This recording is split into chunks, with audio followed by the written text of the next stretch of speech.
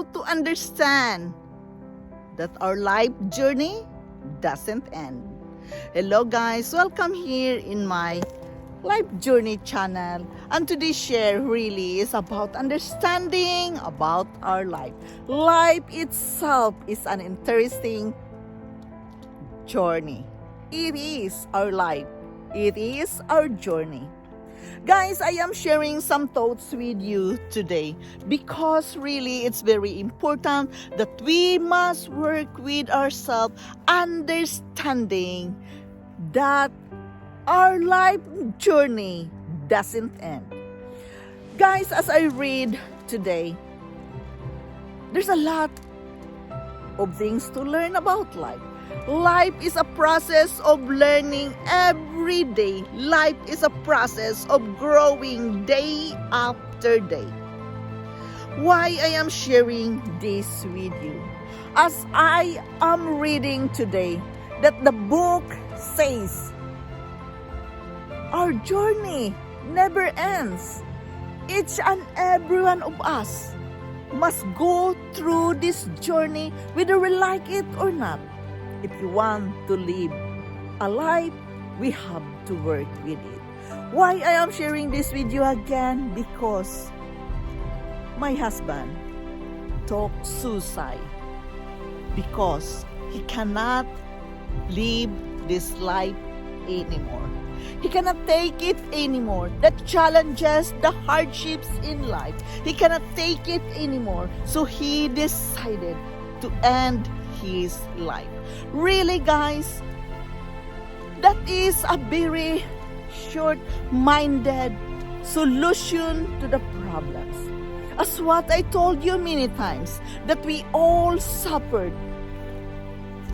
difficulties, frustration, and hardships in life. We all have suffered all these things. It is a part of our life journey, and we must understand how to live our life. If we can understand really, guys, how can we choose to live a good life, to do the right actions toward our best life? It is very important, guys, that we have to love our life. We have to accept the situation. We have to learn about life more. Yes, I can see it is a short-minded decision taking his own life. It's not easy. It's hard. He is suffering with depression and anxiety because he don't accept that he needed help.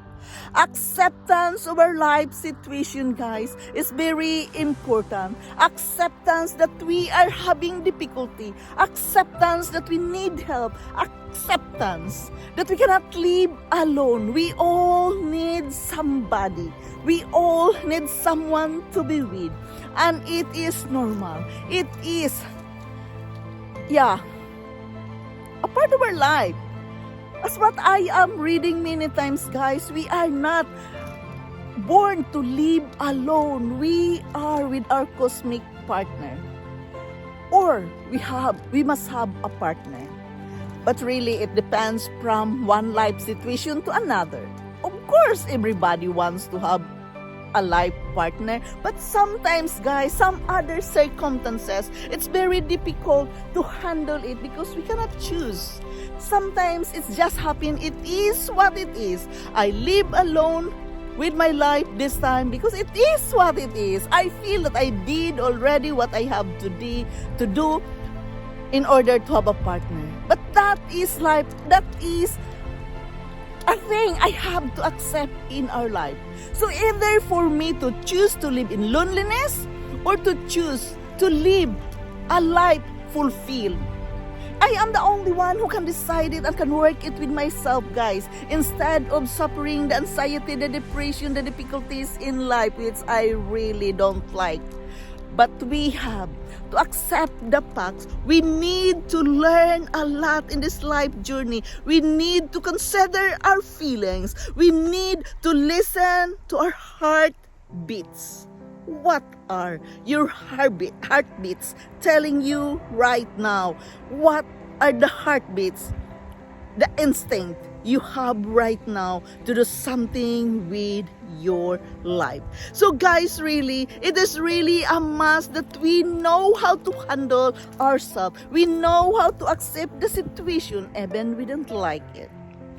Guys, our life journey never ends. Why I am telling this? Every day, there's a lot of lesson needed to be learned. We needed to handle it. We needed to take action about it. But you are the only one who can do this. You are the only one who can take actions for your life. You are the only one who can let yourself live a good life. It is an action needed to be done for yourself. But sometimes, my husband talks suicide because he cannot take it anymore. He is a weak person. Many times, I encourage you guys to be strong and courageous. It is very important that we can handle ourselves. Be strong no matter how difficult it is. Be there for your own being, for your own self. Because if you cannot handle it, if you cannot take the things you needed to be done to live a good life, it ends short. Why? Because that's my husband doing.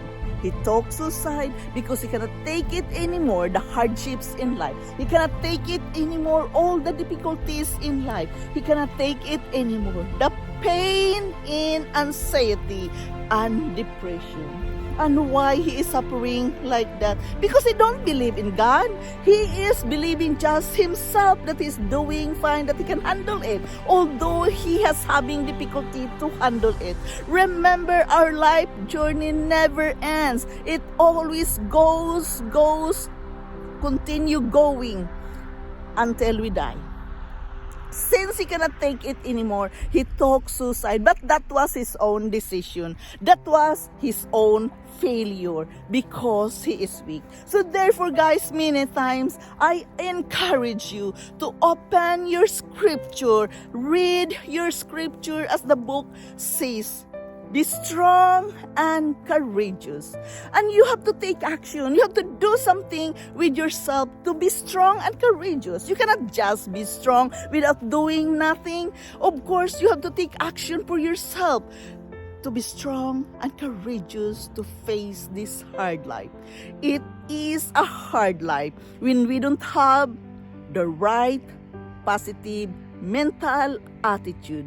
It sounds so simple, guys. The words is so simple. Yes, positive mental attitude. Yes, we have to be aware about this feeling. Yes, we have to work with ourselves.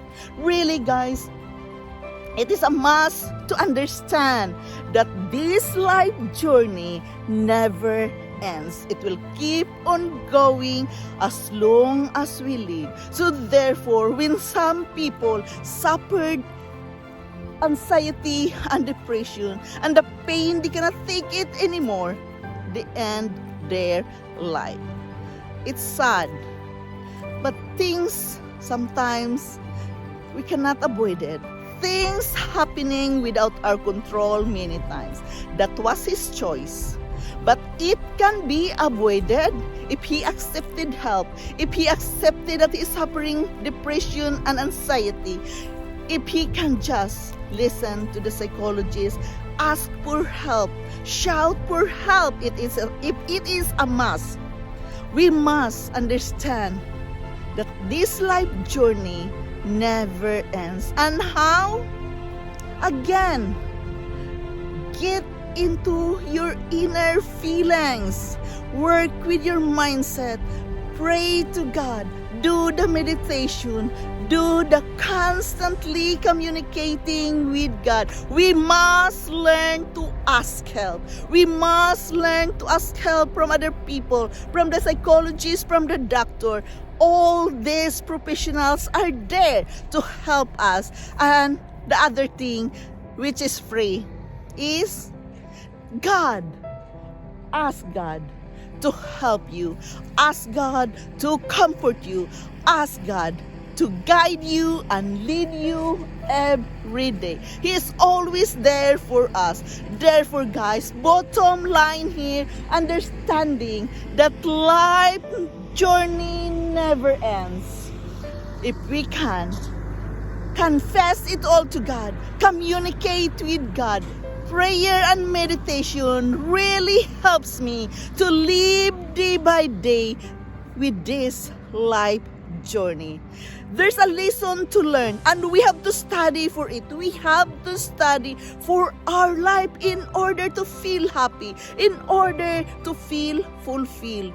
Guys, this is just really a reminder that we all have an action to get through, an action to do in order to live a good life. Don't jump into a short-minded situation ending your life. It's not worth it, guys. Therefore, love here is very important to develop love from within yourself.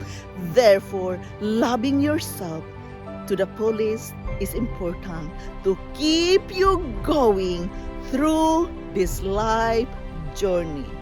This is Yundel. Thank you so much for listening. Thank you so much for dropping here in my channel. I am very, very grateful to each and every one of you supporting me here in my life journey. Thank you so much, guys. I love you all and bye-bye.